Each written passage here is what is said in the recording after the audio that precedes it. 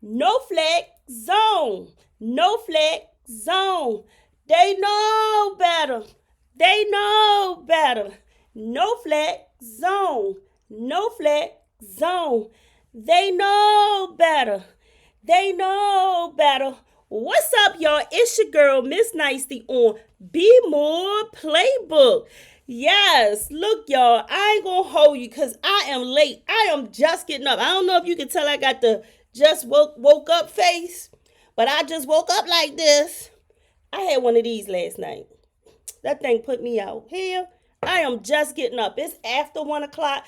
Games have already started. So I just want to do my picks and let you know what my report card was from last week. So my report card, week 7. Bam! Best week yet. Out of 14 games, I got 11 correct. Okay, only 3 wrong. San Francisco, Seattle, I picked Seattle and San Fran. 49ers beat.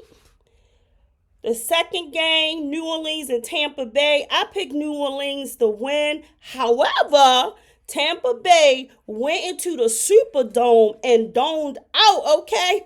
51-27.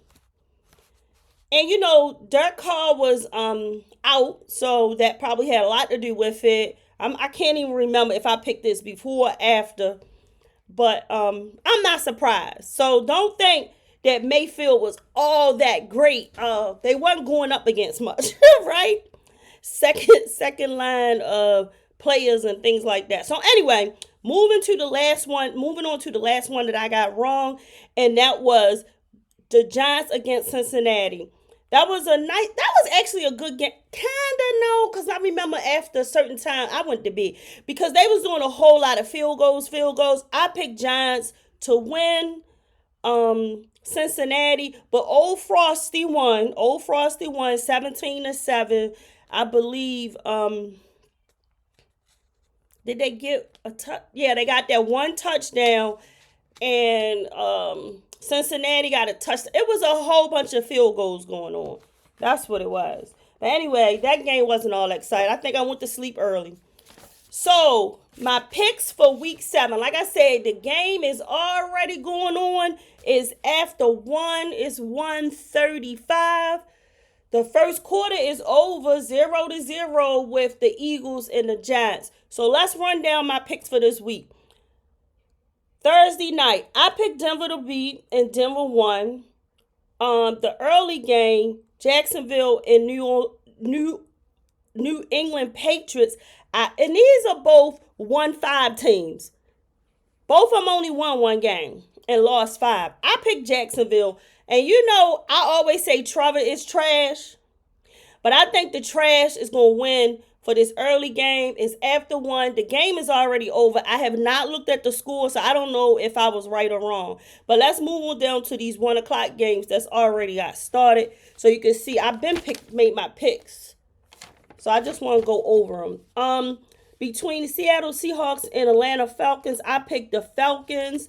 Kirk Cousins doing his thing. He either what they say he was doing, you know, the little dance, swaying or something. But anyway, they've won 3 straight. I feel like they're gonna win this one against Geno and his team.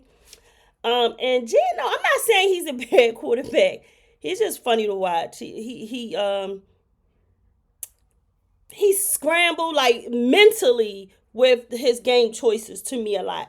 All right, between Buffalo and Tennessee, I got Josh Allen, and I'm beating Tennessee. Between Cleveland and Cincinnati, I have Old Frosty winning. That's Cincinnati, guys. When you see me say Frosty, I'm talking about Joe Burrow because of his hair. You know how he got the frost on his head? So I got them beating Cleveland. Now, Green Bay between Houston. God, I didn't even know Houston was balling like that until this game, because you know I'm into Green Bay this year with Jordan Love, but when I saw how Houston is balling, I said, "Oh, I need to pay attention to them." They have only lost 1 game, and that's against the Vikings. And I don't know why I haven't been seeing this, but this should be a good game. It's on now. I don't have it on, but I'll take a look at it. I have Houston beating. If Jordan Love and them win, I'm good with that too because I'm rooting for that brother. But I have a feeling uh, C.J. Stroud and are gonna pull it out. Houston gonna win it. So between Miami and the Colts, I have Miami winning. They coming off a bye. Huntley should have got the rest he need. I don't know. They back to the drawing board. I have them winning. What? Indianapolis, Detroit, and Minnesota. I have Detroit beating Minnesota, even though Minnesota is that 5-0 team.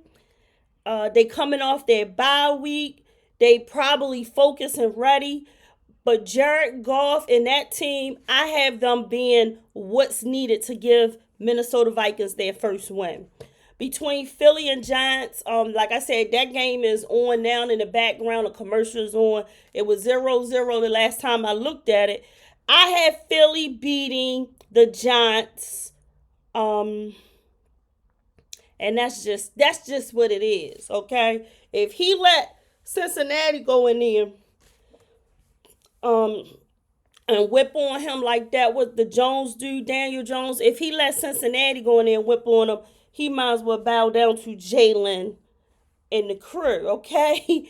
Between LA Rams and Los Angeles, I'm going to give it to the Rams. The Rams haven't really done much this year. The Rams not sitting pretty at all. But I gave them this. They lost their last 2 games. They only won against the 49ers. I gave them this over the Raiders. I have them winning.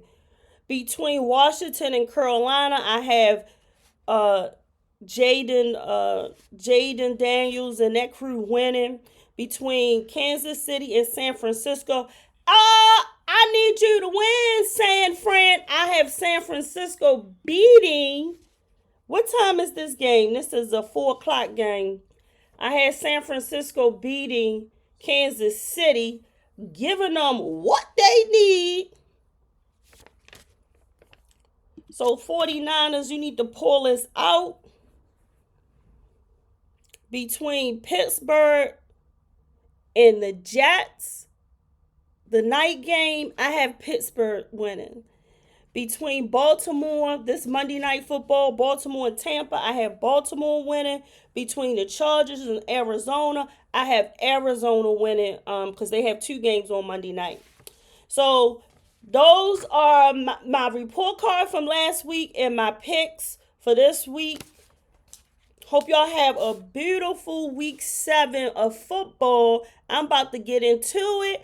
I did have some rumors that I wanted to go. Well, not rumors. It was 2 transactions that went down this week. The acquisition of Devontae Adams for the Jets and the acquisition of Amari Cooper for the Bills. And I just wanted to ask, who you think got the better acquisition? If you look at the stats, you would think it's Devontae Adams, right? Because his career receiving is 890 receives. He made 96 touchdowns. This is his career. And he's been playing for 11 years. Guess what? Amari Cooper been playing for 11 years too. And he has less receiving and less touchdown. But guess what? I think the better acquisition is Amari Cooper. The Bills is already, let me see something. The Bills to me is already somewhat balling.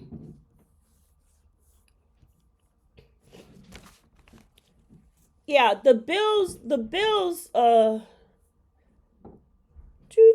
choo, no flag zone.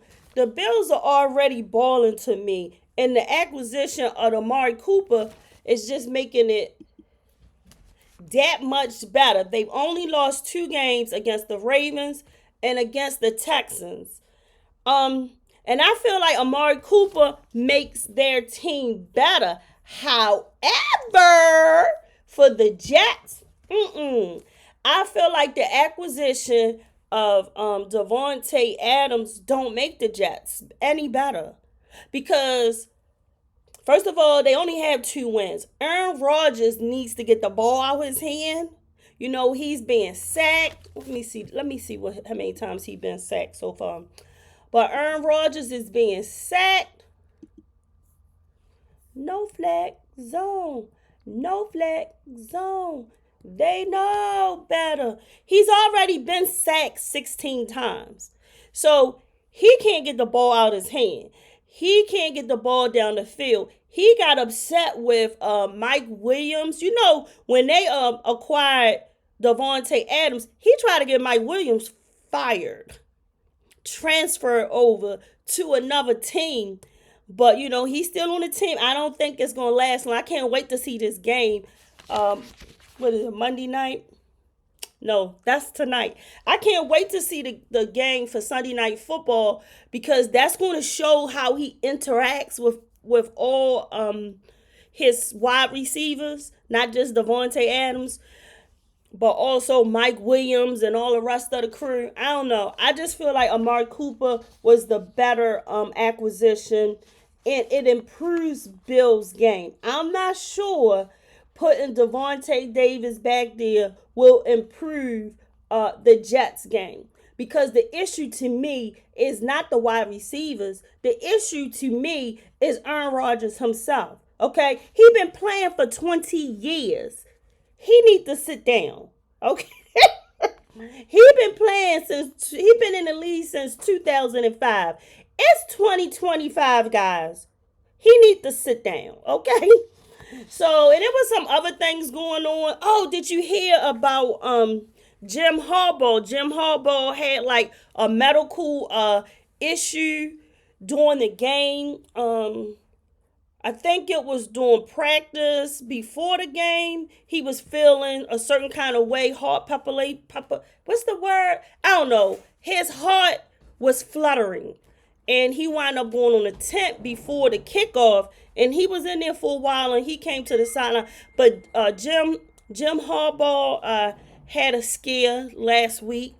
What else? I don't know. Enjoy week 7, and I'll see you back here next week. Bye, guys.